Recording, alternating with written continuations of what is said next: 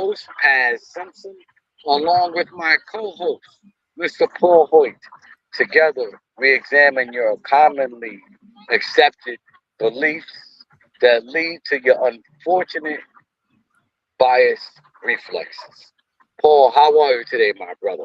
I'm doing good. It's another beautiful Wednesday here in California. Is it a beautiful Wednesday in Allentown, Pennsylvania? Yes, it's a beautiful day. I am actually out and about, normally not in my normal studio setting because we are also having our back to school event. So, as Oh, you see, there are hundreds of kids down that way.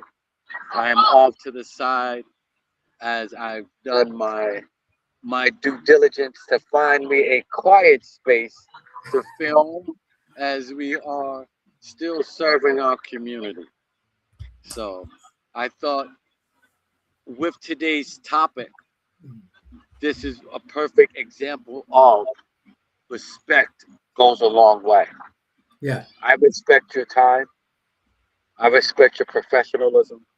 I respect your dedication to what we have called curing racism. I respect the amount of energy that you've put behind this project.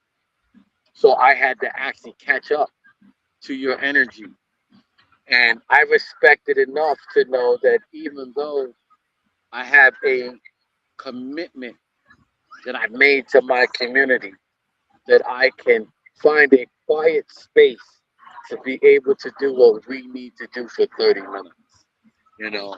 And I respect my community enough for me to show up early and stay a little later so that I can give the time that I have carved out for this. You know, I think a lot of times we think it's an either or instead of an and. I can respect you and I can respect someone else. I yeah, can love you and I can love someone else. Just because you have a problem with someone I know doesn't necessarily make that my problem, you know. And I think a lot of times we don't understand what it takes to respect ourselves enough in order to respect the relationships that we're developing. You know, especially in my community, we find that there's a lack of emotional intelligence. So if my friend hates you, then I hate you too. But my friend may be a jerk. My friend may be a liar. My friend may be many different things to the rest of the world, but he may still be good to me. So I may not be able to make a judgment based on what my friend says or my sister says. I know if my brothers didn't have friends based on everyone I hated as a child, they would have no one. Because you it know, I wasn't. wow, Opaz, you covered a lot of different topics there. Let me Yes. echo back a couple of them. First, thank you very much for your kind words to start out. Yeah, I think it would be a useful exercise to have people share with other people what is it that they respect about them. And you were kind enough to share some really nice words about what you respect about me. So let me echo that back to you too. I respect the way that you have worked through your life's challenges and taken advantage of your opportunities, and especially the way that you have come to serve your community, to serve your family and serve the people around you, and serve the entire community of Allentown, Pennsylvania, by being that bridge between the often warring tribes and between the law enforcement and those people who are not. And it really amazes me and delights me in the way that you have stepped into this role that you have of being a liaison, of being a leader in your community. So I respect you enormously about that. And Uh, also respect, by the way, your intelligence.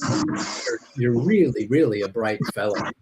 And it makes it a pleasure to have these conversations with you and work together on things like we did with curing racism. So we'll start out there. And let me echo back to the topic that you ended with is just because a couple of people aren't getting along doesn't mean that you can't get along with them, with each one of them separately. Um, I tell you, if everybody in the world hated everybody else in the world because of one thing that they did to somebody, nobody in the world would like anybody because we all screw up. We all we are a little grumpy from time to time. We all put a ding in somebody else's fender, and we got to learn to forgive and forget and recognize and love ourselves enough to forgive and forget ourselves and do and extend that same courtesy to other people. So, Paz, it's okay if you make a mistake or two. I'm gonna still love you. Amen. I actually tell people make a new mistake every day. Just don't make the same mistakes twice, right? Make a new. Only way that we can learn. Like I mess up every single day. I make a mistake every day, not on purpose, but I make one on purpose. So what does that mean? That means I don't purposely look to make a mistake, but I purposely challenge myself so I can't do things perfect, right? The only way for us to grow is for us to challenge ourselves. The only way for us to get better, right, is for us to put ourselves in uncomfortable situations. So make mistakes, right? Own those mistakes. Don't allow those mistakes to own you, right? I am not who I was yesterday, but I'm better than I will be tomorrow. Amen to that. Amen to that. I love that. Yes, I think it's very important, especially when we're dealing with curing racism, understanding that I don't need to fully understand to respect. I can respect that we are different. I can respect that we come from different walks of life. I think if we can start with respect, then we can build to understanding. Yeah, If we can build to understanding, then we can get to a place called love. But if we I love don't that. have understanding or respect, love is impossible, I think right? I, I think you're right there. I think respect is the starting point. That's acknowledging that we each have our own life, we each have our own journey. It's giving people the freedom to be themselves. It's allowing them to make their own mistakes and to make their own choices. And then once we give them that respect, once we say that, hey, you are different from me, you are free to live your own life, and I will respect and honor you for the choices that you make, then we can begin to accept them more. Then we can begin to eventually love them more. It's a good progression. I think the greatest blessing that happened to me was being able to go to prep school in my teenage years. At that time, I thought it was a curse. It was pulling me Mhm. out of my neighborhood. It was pulling me out of my comfort zone. You know, growing up in Harlem, where it's 90% black and Latino. Then going to a school where there was only one other black person. You know, and it was different and difficult, but it taught me to gain and give respect at a young age. Yeah. You know, I can respect many cultures because living in the dormitory, there were kids from everywhere: Korea, Japan, China, Panama. They were from all over the world. And we still had to sleep in the same dorm. We still had to eat the same food. We still had to maintain, most of our days together. We spent more time together than we spent with our families. Yeah. So we had to learn not only of respect for one another, but we had to learn to understand one another, right? If you know, there were things that we didn't understand about each other's cultures, smells that were awful. right? That we just didn't understand that once we actually got to understand, we got to not only love, but I think of one step further than love is appreciation, right? We got to appreciate each other, you know, and now 30 years later, you know, we're still brothers, sisters from all over the world. You know, one of them is one of the top fashion, photographers in Korea. You know, if I called him today and said, I'm coming to your house, he would be opening the door faster than I can open mine, right? Because we came from respect to understanding to love to appreciation. I think those are real steps in curing racism, right? To start to respect each other's culture, even if I don't like it, right? I don't have to like it. My brother's an atheist. I don't have to like that he's an atheist. I just have to respect that he is, right? We can have different conversations about religion, not from the same point of view, but from a respectful point of view, right? And then I have to, after I respect you, I have to take the time to understand you. Maybe you learned life differently. Maybe you lived life differently. Maybe you grew up on a different side of the world. So that understanding will allow us to build a new bridge. And even though I don't agree with my brother being an atheist, I still love him. I love him with all my heart. I would still jump in front of a bullet for him, even though he doesn't believe God's going to save me. Right? Because I also appreciate his point of view. I don't agree with it, but I appreciate it. We grew up in the same household. So we have the same rearing, but different understandings of that rearing. And I can Yeah. appreciate that too. I love that. Great conversation today about respect, appreciation, about love, compassion, kindness. And, and I think respect is a great starting point. That is a recognition that you are different than me. You're walking a different path. You're having a different journey through life. You have a right to make your own choices. You don't have to believe the same things. You don't have to act in the same way. You don't have to have the same profession. But I will respect you for the choices that you make, for the life that you're living, and I will accept you and even love you and be compassionate towards you because I've started with respect. Yes. And if we all just took a little time and said, hey, I'm going to get to learn about that person, right? When we take the time to learn, we can at least get some kind of respect. I may not always understand, but I can respect, right? It does. One of the quotes from my book, The Big 365, is, it's not our job to judge, but our blessing to love, right? If we can spend less time in judgment and more time in respect, understanding, and love, we can build more bridges. If we spend more time out of judgment, we can find that there are more people that are looking to understand us too. But if you find that you're very judgmental, you'll find that there's always someone judging you, right? One of the reasons I I say you can't offend me is because I won't defend me, right? I am who I am. But if we can be comfortable being ourselves, we are not everybody's cup of tea, but we're somebody's great cup of coffee. I love that. That's a good line. We're not everybody's cup of tea, but we're somebody's great cup of coffee. Yeah. Did you just make Somebody's that up? pick me up. Somebody's pick me up. Somebody's wake me up. You know, and if you can move like that, there's a sense of freedom that comes with that. And then you can build your own tribe. I'm not going to tell you that we don't live in tribes.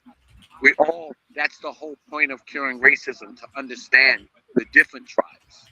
But once you can understand the different tribes, then you can build your own tribe of people that are black, brown, orange, yellow, blue, fat, skinny, tall, laugh, don't laugh, whatever it is that makes your tribe happy, you can find it, you can build it, right? But most of us never get an opportunity to define our tribe because we're letting someone else tell us who we should be, who we should like, and who we should be around.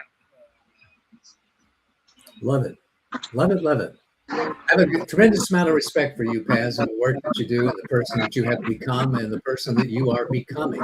It's an honor and a blessing to me to work together with you on the book that we wrote, on Curing Racism projects, and this podcast every week. The pleasure is all mine. It's an honor to be able, like I said, you know, and I want to state this for the audience, right? Sometimes you need someone to be more passionate about a project than you ever could be. And I thank Paul for being passionate about this project before I could catch up. You know, we now can match passion, we now can match enthusiasm. But this was a project that I can honestly say he carried for years with a love, with a clarity, with a understanding of what he thought this world needed to have. And I am so blessed that he chose to have me on this journey and was patient enough, to wait for me to be ready. You know, uh, You are. every good team, right? You know, everyone thinks about Michael Jordan, right? But he didn't win one championship without Scottie Pippen, Right. right? So everybody needs someone who can take the shots, but we also need someone that can hold the team together. So Amen. a lot of times you guys may see me taking the shots, but Paul is the one that holds this team together.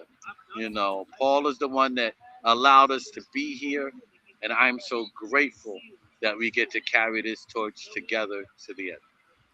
Pleasure is all mine, Paz. Thanks again for your kind words. And for those of you who are listening out there, if you think that your company, your organization, your community could benefit from a conversation with Paz and I, go to curingracism.com, send us a little bit of a message. We'd love to come and help you out, help you see through those superficial differences that divide us so you can discover the common values that unite us and help your community, your group, your organization, your company work together because you have greater acceptance and greater respect for each other. Yes. And when you can't get us there, that doesn't stop you from curing racism. Get a copy of the book. The greatest $10 that you can invest, right? It's literally less. You know how they used to say on those commercials, it's less than 30 cents a day for a whole month, right? If you get yourself a copy of Curing Racism, allow yourself to have a manuscript that gives you a blueprint, not only for loving humanity, but being the love that you love to receive. Great call, Paz. Great session. Love you, brother. Yes. And we'll see you next week here on Curing Racism. But until then, I ask you first to find a little respect for someone outside of your common neighborhood, your race, your group, your tribe. I ask that you learn so that you can get a better understanding of those people. I ask that you have some real conversation so that you can develop some love from someone outside of your culture. And I bet you, if you do that, you'll gain some appreciation, not just for this life, but for the lives around you. Paul, the last word's yours. Oh, the last words are mine. Well, I'll close the way I like to close most of my meetings these days, and it's simply this. Until we meet again, be brave, be strong, be wise, and as much as you possibly can, love everyone and everything all the time.